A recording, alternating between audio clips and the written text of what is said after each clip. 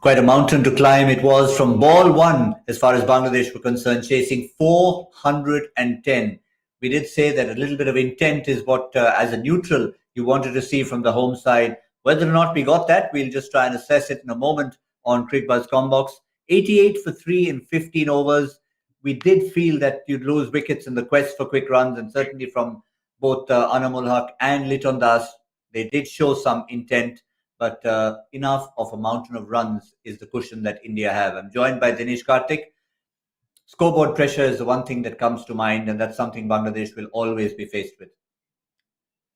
Most definitely, when you're chasing 410, 409 for that matter, it's going to be hard work. I think we all know from the outset, somebody needs to get going and they need to get a big one for you to compete in such games. They tried, but we also felt that in trying for runs, they're going to lose a few wickets, and that's exactly what happened. But credit to India, especially the way Siraj bowled all 5 overs in the power play, but bowled some good lengths and made it really hard for them. Yes, and then the follow-up to that was Axar Patel coming up early inside the power play, picking up a couple of wickets. And then, of course, we're looking forward to Kuldeep. But before we talk about Kuldeep, Axar Patel, again, another person fighting for that elusive spinner spot in the Indian team going forward. Yes, this is always going to be the case. I think, obviously, with Jadeja injured, he's got the opportunity, and there is going to be a scramble for places, more so towards the, August of next year. But for the moment, you can see there's a lot of, in many ways, there's healthy competition between Washington and Axar.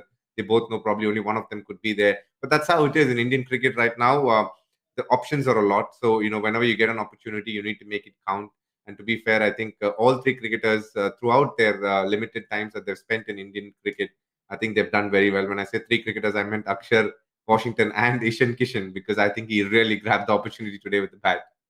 Yeah, 2 changes, remember, for Team India. One was Ishan Kishan coming in for Rohit Sharma. The other change was Deepak Chahar replaced by Kuldeep Yadav. And it's someone we've all been looking forward to, but particularly you, DK, you've been looking forward to seeing him play. Early impressions, just bowled a couple of overs so far?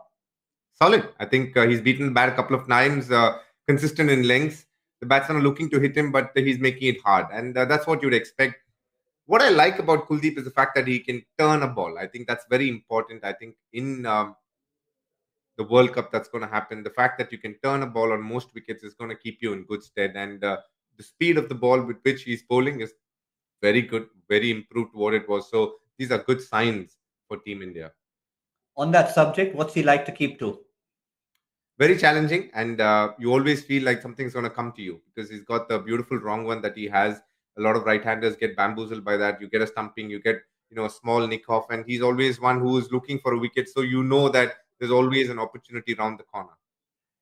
Good luck to KL Rahul there. But just looking ahead from the innings, India have bowling options. Washington Sundar obviously is one of them. You'll be looking for him to make a decent contribution after he's made it with the bat. Definitely, I think his primary skill is with the ball, and we all know how well he's bowled. Last game he got 3 wickets, so he will be looking to get a bowl.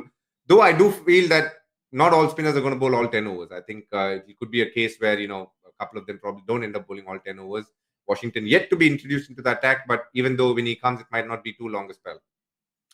All right, from Bangladesh's point of view, to finish up on Cricbuzz Comm Box, they've lost 3 wickets, but they really need to continue to show intent towards the innings. As you said, it could even have been 100 all out. We're not quite looking at that, but they'd rather finish 199 all out than 230 for 2, as we said at the start, or 3.